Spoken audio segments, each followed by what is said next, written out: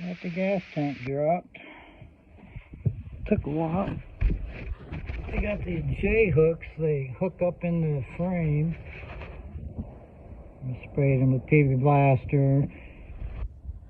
Then it's got this rubber coupling up there. I got it loose. I got the clamps loosened up. And then I put bricks under it and kind of pried it and just worked it off. But the old tank is coming out. I'm gonna put the new one back up in there. So far, so good. Got the gas tank in. All hooked up. The problem is this tow hitch add-on. The gas tank strap bolts are right there. I fought that. Can only turn it 1/8 of a turn at a time, but it's bolted in. Getting ready to test it. Gas tank's done. I'm getting ready to test it.